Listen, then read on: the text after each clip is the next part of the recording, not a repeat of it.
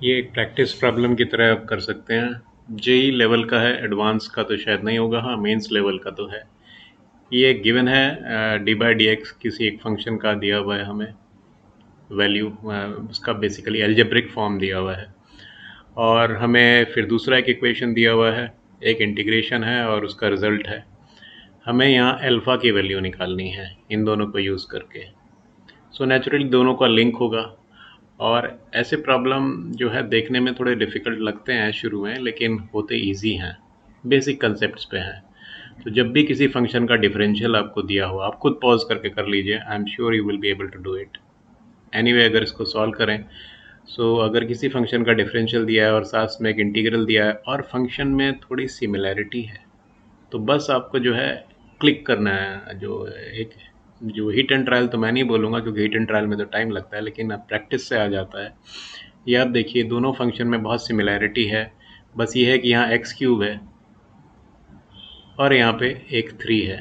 तो इससे हिंट लगता है कि हम पहले इसी को हम टैकल करते हैं। ये जो हमें फंक्शन दिया हुआ है, ये इंटीग्रल हमारा है, ये 2 से 3 e raise to power sine x cube upon x d x. अगर मैं एक्स क्यूब को t रखूँ तो 3x square d x is equal to d t आ रहा है। तो अगर यहाँ पे मैं एक्स स्क्वायर से मल्टीप्लाई करूँ तो ये हो जाएगा एक्स क्यूब नीचे, और इसको मैं 3/3 कर देता हूँ। अब आप देखिए, सब्स्टिट्यूशन लगाइए, 3x स्क्वायर डी एक्स आगे आपका 3x स्क्वायर डी एक्स, ये आपका है, तो ये हो गया d t. E raise to power x cube t है तो e raise to power sine t, ये हो गया डी टी। और ये 3 एज इट इज़ रहा, और ये एक्स क्यूब किया था टी। और लिमिट्स लगा दीजिए आप। लिमिट जो है अब हो जाएगा 2 क्यूब से 3 क्यूब। लिमिट में गलती कर मत कीजिए, लिमिट हमेशा जब आप सब्स्टिट्यूट करते हैं लिमिट को साथ साथ चेंज कर लीजिए, वो सेम लिमिट मत लगा दीजिए गलती से। अब ये देखिए, ये हमारा एक फंक्शन आया है जो कि इसके सिमिलर है। आप देखिए इससे सिमिलर है, मगर ये इंटीग्रल है, हमें इंटीग्रेट करना है। और यहाँ ये फंक्शन एज इट इज़ है, मगर दिया हुआ है कि किसी फंक्शन को डिफरेंशिएट करके ये आ रहा है, तो सिंपल है कि उसे बेसिकली उसका वो इंटीग्रल फॉर्म बताना चाह रहा है घुमा के। सो ये है d f x is equal to e raise to power sine x upon 3x d x. ये है आपका। मैं दोनों को इंटीग्रेट कर देता हूँ, फॉर्म ये दिया हुआ था, मैं सिर्फ दोनों साइड इंटीग्रल, मैंने इंटीग्रल साइन लगा दिया, इंटीग्रेट कर दिया, ये आया। ये क्या है? ये एफ एक्स है। So this is equal to f x.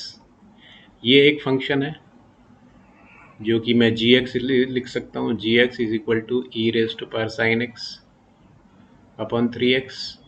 मैं इसको जी टी भी लिख सकता हूँ। G t is equal to e raise to power sine t upon g t. So इस फंक्शन को जब मैं इंटीग्रेट करता हूँ, इस फंक्शन को जब इंटीग्रेट करता हूँ, इस फंक्शन को जब मैं इंटीग्रेट करता हूँ, ये जो हमें दिया हुआ था, ये ऐसे इंटीग्रेट करूँगा तो हमारा क्या आ रहा था? दिस इज इक्वल टू हमारा एफ एक्स आ रहा था। इसका इंटीग्रल जो था एफ एक्स आ रहा था, फंक्शन ऑफ एफ एक्स। सो हमारा जो ये है इंटीग्रल ऑफ दिस, क्योंकि इस फंक्शन को हमने रिप्लेस कर दिया इस फॉर्म में, वापस इस फॉर्म में आ गया। बेसिकली इंटीग्रल ऑफ हमें दिस करना है। लिमिट है हमारी 2 क्यूब से 3 क्यूब, तो ये हो गया हमारा 2 क्यूब से 3 क्यूब। और ये फंक्शन जो था e raise to power sine t upon 3t d t, इसकी वैल्यू क्या थी?